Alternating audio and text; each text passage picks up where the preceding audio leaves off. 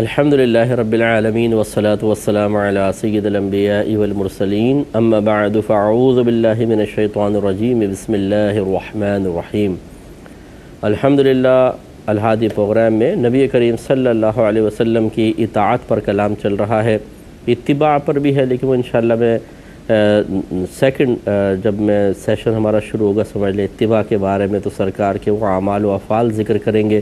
جو ہمارے لیے واجب الاتباع ہے یا مستحب ہے کہ ہم ان میں سرکار کی پیروی کریں۔ یہ جو ہیں ابھی جو میں گفتگو کر رہا ہوں وہ اطاعت رسول پر ہے کہ سرکار صلی اللہ علیہ وسلم نے بہت سارے احکام ارشاد فرمائے، اور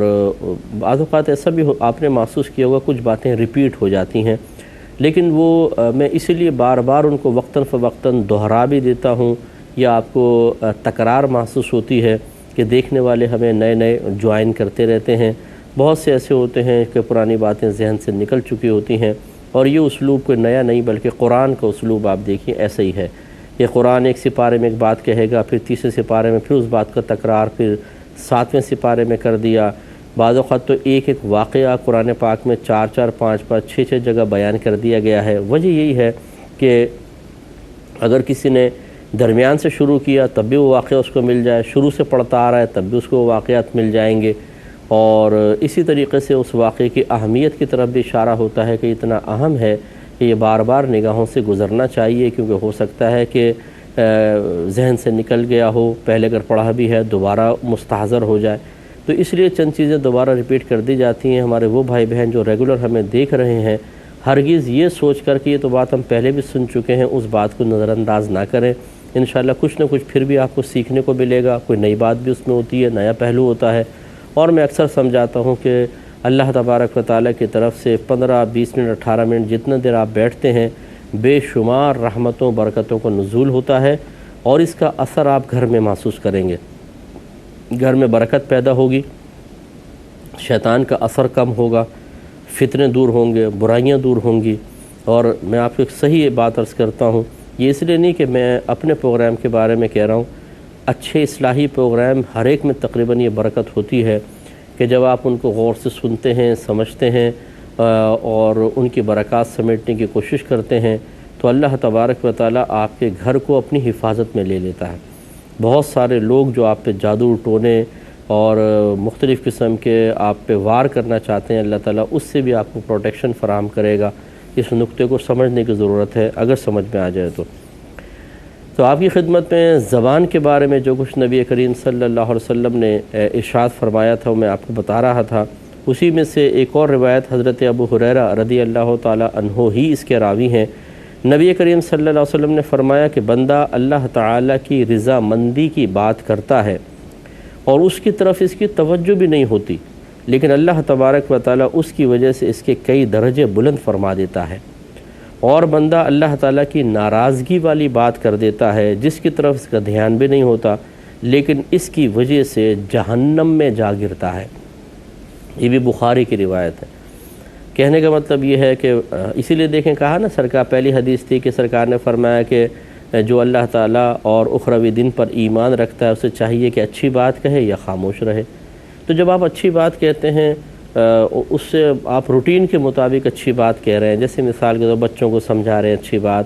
شاگردوں کو سمجھا رہے ہیں، کسی مسلمان کو سمجھا رہے ہیں، کوئی بیان کر رہے ہیں، ہمیں احساس بھی نہیں ہوتا، ہماری زبان سے ایک جملہ نکلتا ہے اور اللہ تعالیٰ اس سے راضی ہو جاتا ہے، خوش ہو جاتا ہے۔ یعنی ازلی اس کا فیصلہ ہوتا ہے کہ جب یہ بات ایسی کوئی کہے گا اس کو انعام ملے گا، تو ایسے ہی ہوتا ہے کہ پھر وہ شخص ایسا ہو جاتا ہے کہ اللہ تعالیٰ اس کو اپنی رحمت کی آغوش میں لے لیتا ہے اور اس پہ خصوصی طور پر کرم فرماتا ہے اور اسے کئی درجے بلند کر دیتا ہے۔ اور بسا اوقات جو فضول قسم کی گفتگو کرنے کے عادی ہوتے ہیں، زبان کو کنٹرول نہیں کرتے ہیں، علم دین پاس ہوتا نہیں ہے، اچھی صحبت کبھی اختیار نہیں کی ہے، ایسے لوگ بہت بڑے خطرے میں ہوتے ہیں۔ اور اس پہ اگر گھمنڈ پیدا ہو جائے، دل میں غرور اور تکبر بھرا ہوا کوٹ کر کہ کسی کی نصیحت قبول کرنے کے لیے تیار نہ ہوں، تو ایسے تو بیچارے بدبخت، پھر اللہ تعالیٰ رحم فرمائے۔ بہرحال ہمارے مسلمان بھائی بہن ہیں، اگر کوئی مسلمان ایسا کرتا ہے تو اللہ تعالیٰ اس کی بخشش و مغفرت فرمائے اور اس کی حفاظت فرمائے۔ یہ نہیں ہے کہ کوئی ہم ان سے نفرت رکھتے ہیں، لیکن افسوس ہوتا ہے، دکھ ہوتا ہے کہ ایک تو آپ کے پاس علم دین نہیں، دوسرا آپ بے عملی کی چلتی پھرتی تصویر ہیں، تیسرا اس پہ غرور اور تکبر میں مبتلا ہو کہ کسی کی نصیحت بھی قبول نہیں کر رہے اور بڑی بڑی باتیں کر رہے ہیں منہ پھیلا پھیلا کر، تو اس کا مطلب یہ ہے کہ اب یہ بیچارہ، اس کا بڑا خطرہ ہے، کسی ٹائم بھی اس کا ایمان ہاتھ سے جا سکتا ہے۔ تو ان کے بارے میں سرکار نے گویا کہ فرمایا کہ بندہ اللہ تعالیٰ کی ناراضگی والی کوئی بات کر دیتا ہے اور اس کو اس کی طرف دھیان بھی نہیں ہوتا، لیکن اللہ تعالیٰ اس کی وجہ سے اس کو جہنم میں گرا دیتا ہے، یعنی گرائے گا، مستقبل کے اندر جہنم میں ڈل جائے گا۔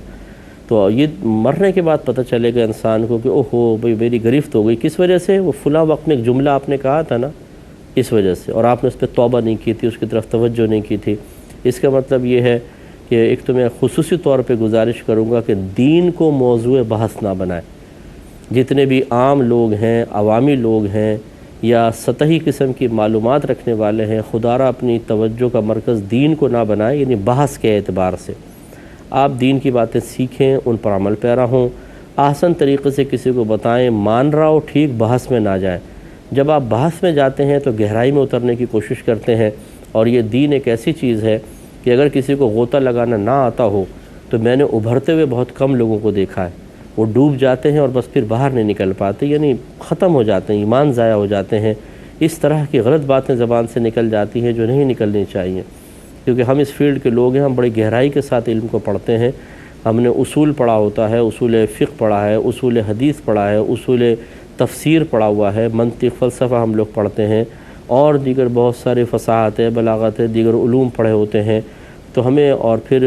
شروحات کثرت سے ہم نے پڑھی ہیں، پرانی کتابیں پڑھتے ہیں، تو گفتگو کی گہرائی، باتوں کی گہرائی، اس کے مختلف پہلو ہمارے پیش نظر ہوتے ہیں۔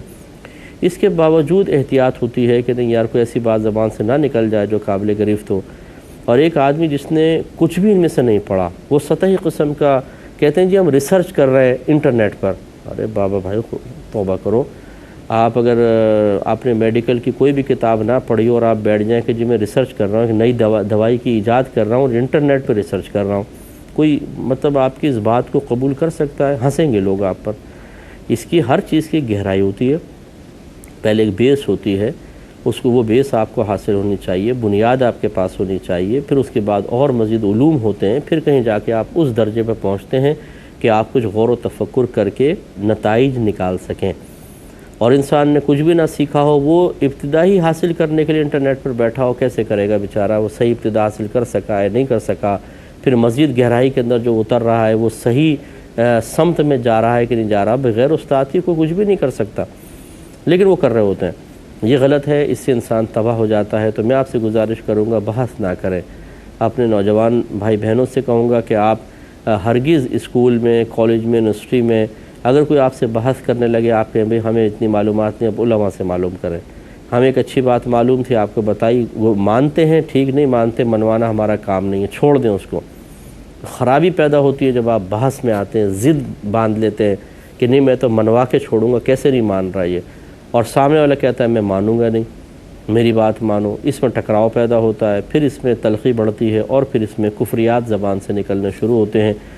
سمجھانا ہمارا مقصد ہے، سمجھیے، بہت ضروری ہے۔ حضرت ابو عبد الرحمن بلال بن حارث مزنی رضی اللہ تعالیٰ عنہ سے روایت ہے کہ رسول اللہ صلی اللہ علیہ وسلم نے ارشاد فرمایا کہ آدمی اللہ تعالیٰ کی رضامندی کی بات کرتا ہے، اس کو گمان بھی نہیں ہوتا کہ یہ کہاں تک پہنچے گی، لیکن اللہ تبارک و تعالیٰ اس کی وجہ سے اس کے لیے قیامت کے دن تک اپنی رضامندی لکھ دیتا ہے، یعنی ہمیشہ ہمیشہ کے لیے اب راضی ہو جاتا ہے۔ اور بسا اوقات آدمی اللہ تعالیٰ کی ناراضگی کا ایسا کلمہ بولتا ہے کہ اسے گمان بھی نہیں ہوتا کہ یہ کہاں تک پہنچے گا، لیکن اللہ تبارک و تعالیٰ اس کی وجہ سے اس شخص کے لیے اپنی ملاقات کے دن تک ناراضگی لکھ دیتا ہے، یہ ناراض ہو جاتا ہے، اللہ تعالیٰ قیامت تک کے لیے ناراض ہو جاتا ہے۔ اس سے آپ اندازہ کر لیں کہ معلوم یہ ہوا کہ گفتگو بہت ہی سوچ سمجھ کر کرنی چاہیے۔ ہمارے بڑوں کو چاہیے کہ اپنے بچوں کو شروع سے ہی آہستہ آہستہ زبان کی حفاظت کا شعور دیں۔ اگر بچے الٹی سیدھی گفتگو کرتے ہیں، بڑے پیار سے ان کو سمجھاتے رہیں، اور یہ سمجھانا تسلسل سے جاری رہنا چاہیے۔ یہی مطلب ہمارے گھروں کے اندر ایسا ہوتا ہے کہ جب بچے بڑوں کو بہت زیادہ بولتے دیکھتے ہیں اور بے پرواہ ہو کر بولتے دیکھتے ہیں اور بہت چیخ چیخ کر بولتے دیکھتے ہیں، ہر چیز پر آزادانہ تبصرہ کرتے ہوئے دیکھتے ہیں، یہ چیزیں بچوں کے اندر بھی آ جاتی ہیں۔ پھر چونکہ خود بڑے ہمارے اکثر بے عملی کا شکار ہوتے ہیں ان امور میں، تو وہ بچوں کو روک بھی نہیں پاتے، یہ سوچ کے کہ ہم خود بھی کر رہے ہیں ہم کیا روکیں۔ اب وہ بچوں کے اندر بھی گندگی چلی جاتی ہے اور پھر وہ بچے خطرے میں پڑ جاتے ہیں، اور جیسے جیسے وہ باہر نکلتے ہیں وہ گھر کے اندر یہ عادت اتنی پختہ ہو چکی ہوتی ہے کہ باہر نکلنے کے بعد کیسے اپنے آپ کو کنٹرول کریں گے، اور وہاں پہ جا کے تباہی۔ اس لیے گھر سے ہی ماحول بنانا ہوتا ہے۔ تو ہم گزارش کریں گے اپنے گھر کے جو بڑے ہیں، جیسے ماں باپ ہوتے ہیں، بڑے بھائی بہن ہیں یا دیگر چچا ماموں تایا ہیں، کہ ایک ماحول بنائیں اپنے لیے بھی اور اپنے آنے والی نسلوں کے لیے بھی۔ اگرچہ میری یہ بات تو مطلب یہ کہ بہت ہی مشکل ہے کہ کوئی اس کو سن کر اس پر عمل پیرا ہو، ہمیں بھی ماحول پتہ ہے کہ اپنا احتساب کرنا بڑا مشکل کام ہے، سب سے مشکل کام، کہ اپنا احتساب کرنا، اپنے عمل کو اچھا کر لینا، اپنے عمل کو اچھائی کی طرف لانا، برائی کو چھوڑ دینا، یہ اکثر بہت ہی مشکل ہوتا ہے۔ اور ہم کم ہمت بھی اتنے ہوتے ہیں کہ تھوڑی کوشش کرتے بھی ہیں تو کچھ عرصے کرنے کے بعد اپنے ہتھیار ڈال دیتے ہیں، بھئی ہم سے نہیں ہو رہا، پھر دوسروں کی تو اصلاح گئی اپنی بھی چھوڑ دیتے ہیں، بولتے ہیں اپنے بھی پھر آزادانہ گزارتے ہیں۔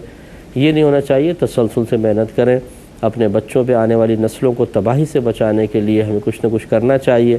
تو کوئی کرے تو بہت اچھی بات ہے، نہیں کرے تو میرا بہرحال کوئی نقصان نہیں، ہمارا فرض یہ ہے کہ ہم بتائیں۔ حضرت سفیان بن عبداللہ رضی اللہ تعالی عنہ بیان کرتے ہیں کہ میں نے عرصی رسول اللہ صلی اللہ علیہ وسلم مجھے کوئی ایسی بات بتائیے جس کو میں مضبوطی سے پکڑ لوں، یعنی اس پہ سختی سے عمل پیرا ہو جاؤں۔ آپ نے فرمایا کہ تم یہ کہو کہ میرا رب اللہ تبارک و تعالی ہے، پھر اس پر استقامت پذیر رہو۔ تو اس کا مطلب یعنی اللہ میرا رب ہے کہنے کا مطلب خالی نہیں زبان سے جملہ کہو اور بس، پھر یہ مراد یہ ہے کہ رب کو رب مان لو، اور اس کے بعد جب رب کو رب مانا تو پھر اللہ کا حکم بھی ماننا ہوتا ہے۔ اس نے جو عقائد بیان کیے انہیں اختیار کرو، جو اس کے احکام ہیں انہیں اختیار کرو، جن باتوں سے منع کیا ان کو چھوڑو، گویا کہ بس اس پر لگ جاؤ تو کامیابی ہے۔ پھر میں نے عرض کی یا رسول اللہ صلی اللہ علیہ وسلم، سب سے زیادہ خطرے والی چیز جس کا آپ کو مجھ پر اندیشہ ہو کیا ہے؟ یعنی ایسی کوئی چیز بتائیے کہ جو آپ یہ سمجھتے ہوں کہ وہ خطرہ ہے، بہت خطرناک ہے اور مجھ تک پہنچ سکتی ہو، وہ کیا چیزیں مجھے بتائیے۔ تو رحمت کونین صلی اللہ علیہ وسلم نے اپنی زبان اقدس کو پکڑا اور پھر فرمایا یعنی یہ زبان۔ تو یعنی گویا کہ سرکار نے اپنے صحابی کے لیے فرمایا کہ میں آپ کے لیے سب سے زیادہ خطرناک چیز آپ کی زبان کو سمجھتا ہوں۔ تو یہ بالکل صحیح بات ہے۔ اپنے گھروں میں آپ دیکھ لیں جھگڑوں کی وجہ کیا ہے؟ یہ زبان۔ یہ ہماری خواتین جو بڑی مظلومہ بن جاتی ہیں بسا اوقات، رو رو کے بتاتے ہیں صاحب میرے شوہر نے مجھے مارا ہے، برا بھلا کہا ہے، اور عورتوں سے مراسم رکھتا ہے، نان نفقہ نہیں دیتا ہے، ظلم کرتا ہے، اور جب ان سے پوچھا جائے تو ابتدا بعض اوقات انہی سے ہوتی ہے۔ اتنا زج کر دیتی ہیں شوہر سے لڑ کر، اسے بیزار اور بے رغبت کر دیتی ہیں اپنی ذات سے کہ وہ ضد میں آ کے پھر غلط کاموں میں لگ جاتا ہے۔ ہر جگہ کیس نہیں ہوتا، بعض جگہ شوہر کا، بلکہ بہت جگہ شوہر کا قصور ہوتا ہے، لیکن بہت سارے ایسے بھی کیسز ہیں جو میں آپ کو بتا رہا ہوں، اور ایسی ہی بہنوں کو سمجھانا مقصود ہے کہ پہلے وہ اپنی زبان کو چلاتی ہیں، خاموش نہیں رہتی، ہر چیز میں بحث کرتی ہیں، ہر چیز میں اس کو شوہر کو نیچا دکھانے کی کوشش کرتی ہیں، اس پہ طنز کرتی ہیں اور بدگمانیاں کرتی ہیں، اور کچھ ثبوت کے بغیر الزام لگا دیتی ہیں شوہر کے اوپر، اور منہ بھر کے الزام لگاتی ہیں تم غلط کام کرتے ہو، عورتوں سے تمہارے مراسم میں۔ شوہر کہتے ہیں کیا ثبوت ہے تمہارے پاس؟ بس میں کہہ رہی ہوں ہے ایسا، میرے گمان ہے ایسا۔ بھئی آپ کون سا اللہ کی ولی ہیں، کوئی رابعہ بصریہ تو نہیں بن گئی ہیں کہ آپ روشن ضمیر ہو گئی ہیں اور ہر چیز آپ بتا رہی ہیں؟ اپنی زبان سے اپنا گھر خراب کرتی ہیں۔ پھر جب شوہر ضد میں آتا ہے، وہ اپنی جو پہلے وہ مصلحتوں کی وجہ سے خاموش رہا کرتا تھا، اور یہ اس کو بھی اپنا کمال سمجھتی ہیں کہ دیکھا میرے اتنا روب اور کمال ہے، میرے سامنے شوہر بولتا نہیں ہے۔ پھر جب وہ بولنا شروع کرتا ہے، پھر وہ اپنے خول سے باہر نکل آتا ہے، پھر وہ گھر کے ماحول کو کہتا ہے بھاڑ میں جائے گھر کا ماحول، اس نے تو زندگی عذاب بنا لی ہے، کب تک اس کے سامنے خاموش رہوں؟ پھر یہ فوراً سمٹ کے مظلومہ بن جاتی ہیں، اپنا ماضی نہیں بیان کریں گے ہم نے کیا کیا ہے۔ تو زیادہ تر خواتین جو ہیں اپنی زبان کی وجہ سے اپنا گھر خراب کر رہی ہیں۔ اسی طریقے سے ساسیں، نندیں، بہویں یہ آپس میں زبان سے ہی لڑتی ہیں، کتنا گھر کا ماحول خراب ہو چکا ہے۔ ایسے ہی بہت سے لوگ ہوتے ہیں جو کسی ادارے میں، اسکول میں، کالج میں، یونیورسٹی میں اپنی زبان کی وجہ سے مطلب بدنام ہوتے ہیں، اور لوگ ان کے زبان کے شر سے پناہ مانگتے ہیں، اور جہاں پہنچ جاتے ہیں جس گیدرنگ میں جس حلقے میں پہنچ جاتے ہیں وہاں پہ اپنی زبان سے کسی کو مختلف طریقوں سے کسی کو غیبت سے تکلیف پہنچا رہے ہیں، کسی کے راز فاش کر کے، کسی کے اوپر طنز کر کے، چرب زبان بہت ہوتے ہیں، تیز زبان ہوتے ہیں، اور وہ اذیتوں اور تکلیفوں کا ایک انبار لگا دیتے ہیں سامنے والے کے لیے، اور وہ بیچارہ پریشان ہو کر پھر بد دعائیں دیتا ہے، کبھی وہ بھی اس کے خلاف انتقامی کارروائی کرتا ہے۔ نقصان ان دونوں کا ہوتا ہے یا دین کا نقصان ہوتا ہے۔ تو خلاصہ کلام یہ ہے کہ جو میرے آقا صلی اللہ علیہ وسلم نے زبان کو پکڑ کے ارشاد فرمایا یہ سب سے خطرناک چیز ہے، تو آپ دیکھیں گے کہ واقعی ہمارے ہاں 75% گناہ یا برے انجام، خرابیاں معاشرے میں اس زبان کی وجہ سے، اس کو قابو میں کرنے کی ضرورت ہے۔ ہمیں کوشش کرنی چاہیے کہ زبان کے صحیح استعمال کا باقاعدہ علم حاصل کریں۔ ایسے ہمارے ہاں کورسز ہونے چاہیے، زبان کی حفاظت کا کورس، کہ کس طرح زبان کی حفاظت کرنی ہے، کن کن چیزوں سے کرنی ہے، کہاں کہاں غلطی واقع ہوتی ہے، کاش یہ کورسز ہوں۔ اسی طرح ہم گزارش کرتے ہیں اپنے ان ائمہ سے جو جمعے کے بیانات کرتے ہیں کہ کبھی سال میں 1 دفعہ 2 دفعہ 3 دفعہ زبان کے اوپر بھی کلام کر لیں۔ جیسے میں حدیثیں ذکر کر رہا ہوں، یہ بخاری و مسلم کی حدیثیں ہیں، ان حدیثوں کو جمع کریں اور پبلک کے سامنے ان کو ذکر کریں، لوگوں کے اندر شعور بیدار کریں۔ جمعوں کے بیانات کے اندر